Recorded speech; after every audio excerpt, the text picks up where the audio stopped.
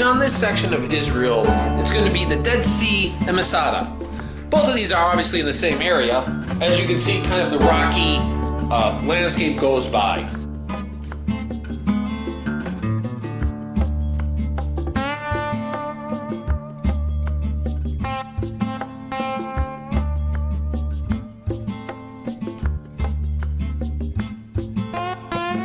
The first stop is the Dead Sea. No, the Dead Sea, I don't know how many people actually know why it exists. It's because it gets fed by rivers, but it has no outlet. It doesn't leak out to the sea. So as the rivers come down, they pick up salts and minerals from the ground, and they empty out into the sea, which just evaporates away. So after, I don't know how many years it's been doing this, maybe a few thousand, the concentrations of the salts and the minerals in the sea is so high that nothing can actually live in it. And it becomes a huge tourist attraction, huge, where people come here and it's, said to have healing properties, and everyone can float in it, no one sinks. It's so, and they even do some kind of I don't know how you would say it, but they evaporate the seawater and they retrieve a lot of the minerals that are actually in there, the salt or whatnot. And one of the things you can actually buy is Dead Sea water, well, they call it oil, and take it home with you as kind of a souvenir or whatnot.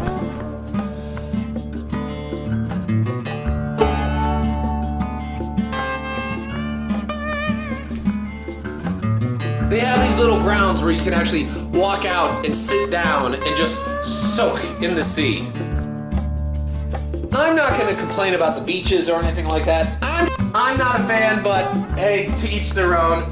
It was interesting to see, interesting to touch. I did not bathe in it or anything like that. I did not buy any oil of it or that like that, so it's not for me.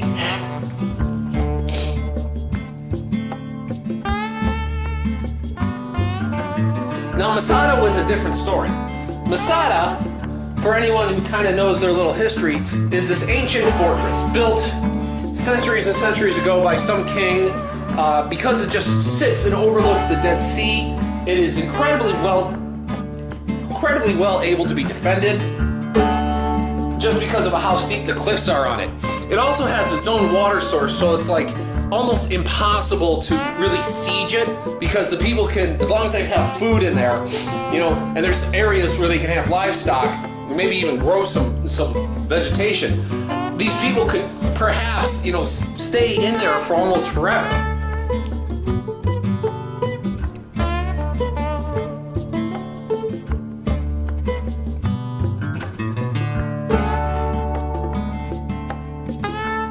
The real reason that it's gotten really famous is because in about 70 AD, there was a Jewish revolt against the Romans.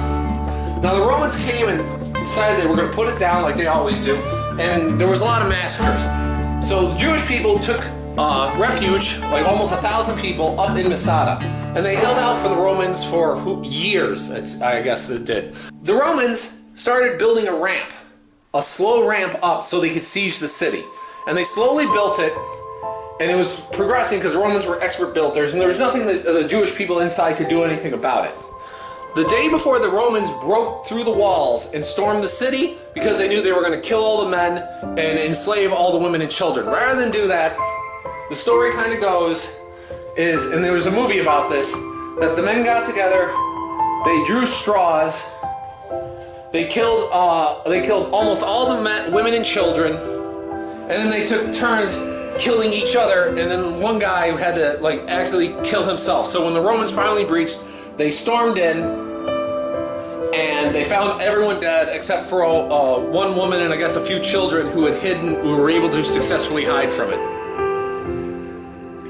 There's a lot more history to it, but you can Wikipedia it. But you can just look at it over the views. It is a spectacular view. It just kind of has a spectacular story. It's a big symbol for the Jewish people. I guess there's a saying, Masada will never fall again, or something like that. How defined they're to be to stay in Israel. So, but this was a far bigger attraction to me than the Dead Sea. But hey, again, to each their own.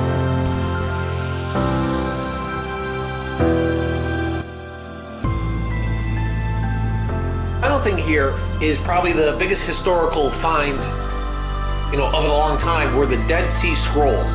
This is where an ancient Jewish people actually lived, and they wrote down a whole bunch of stuff, and they published it in the Dead Sea Scrolls. They put it in these jars that were in these caves. You can see the caves here. This here is a replica. You can go to a museum, and under the low light, you can actually see parts of them. I mean, they don't know how many might still be out there and how many got into private collectors' collections. So they're an interesting see, and it's interesting to see where they are. It's worth it. I would say worth it.